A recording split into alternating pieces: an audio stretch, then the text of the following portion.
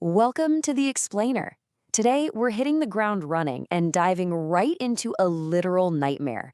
We are going to explore the gripping thriller Final Exam, which is this wild story where the everyday, relatable anxiety of passing a test suddenly twists into a visceral, bloody fight for survival. Section 1. Hanging by a thread. We're dropping you right into the middle of the action here. Just imagine it. You are completely physically isolated, dangling from a thick gym rope high above the floor in total, suffocating darkness. If you put yourself in Kelly's shoes and adopt her panicked internal monologue, you can literally feel the sheer terror of that moment. Her hands are absolutely burning. Her muscles are failing. And the worst part? She knows an unseen enemy is waiting right there in the shadows, ready to cut her down. Hand up, pull, just do it, Kelly. Listen to how rapid and fragmented those thoughts are. It perfectly mirrors her hyperventilating lungs and her racing heartbeat in that moment. This is absolute raw survival mode kicking in. She's just trying to block out the paralyzing fear of what awaits her at the top. Every single grueling inch upward is a massive battle against gravity and honestly against her own sheer panic. Section 2. The real final exam. So, how exactly did we get here? To understand how this nightmare began, we have to rewind a bit. Look at the oppressive, almost suffocating atmosphere of her high school. For these seniors, this isn't just a brick-and-mortar building, right? It's a total pressure cooker. They feel the crushing, undeniable weight of their entire academic future just bearing down on them day after day. And this is exactly where the mystery starts, right in these shadowy, silent halls. Now, there is an incredibly stark, terrifying contrast going on here. On one side, we have the everyday psychological dread of failing a history or Spanish final, something we can all relate to. But on the other side, we've got the very visceral, physical threat of a murderer rigging a classroom desk to violently collapse. Kelly is caught in this deeply twisted reality where the metaphor of failing literally becomes fatal. She's trapped right between desperately wanting academic success and simply fighting to stay alive. And the crazy thing is, before the real physical danger even started, Kelly and her peers were already being crushed. They literally viewed finals as a cutthroat, life-or-death scenario, where getting a bad grade meant your life was basically over. This intense, shared delusion laid the absolute perfect groundwork for a very real horror to sneak in. Section 3. An unseen pursuer. Because that metaphorical pressure, it rapidly transforms into literal paranoia through an escalation of so-called pranks. It shifts quickly from annoying vandalism, stolen books and thrown eggs, to a brutally slashed hat, and finally, missing screws from a heavy classroom desk. Make no mistake, this isn't just bullying.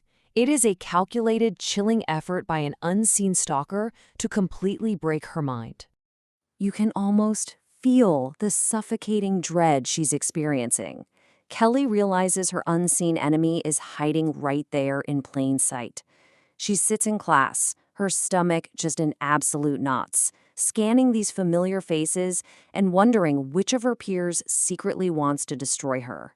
Every single footstep in the hall, every whisper behind her back, it all just amplifies this paralyzing fear.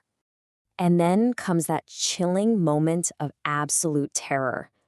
When that rigged desk finally collapses, the physical threat is undeniably confirmed.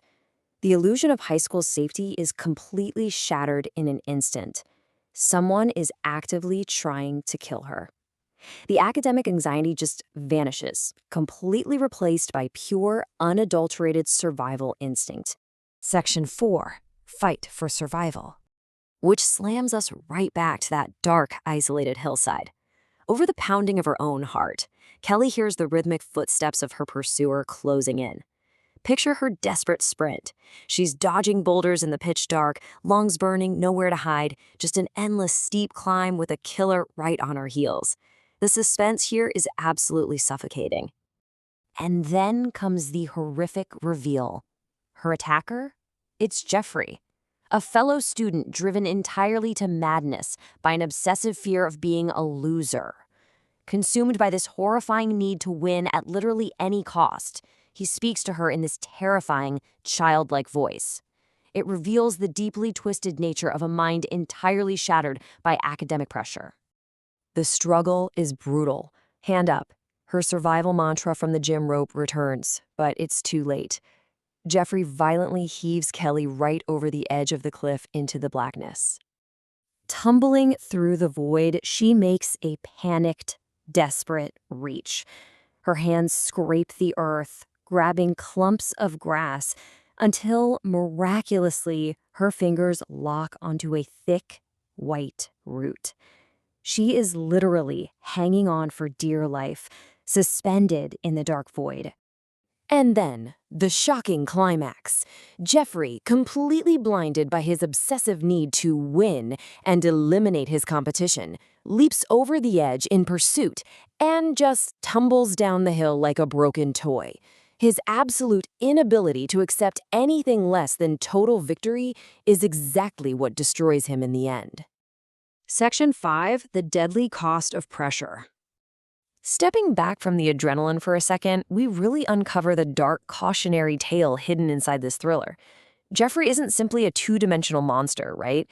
He is a tragic, terrifying byproduct of extreme academic pressure. He literally broke under the weight of those expectations. Terrified of being nothing, he turned to violence just to maintain some twisted sense of control. Ultimately, this story forces us to look at two intersecting horrors: the metaphorical cutthroat pressure of academics and a very literal, physical, bloody battle for survival. Kelly realizes that literature's dark side isn't just fiction, it's something everyone carries inside them. And here, it turned a normal high school into a literal hunting ground. So I want to leave you with this provocative thought to really reflect on.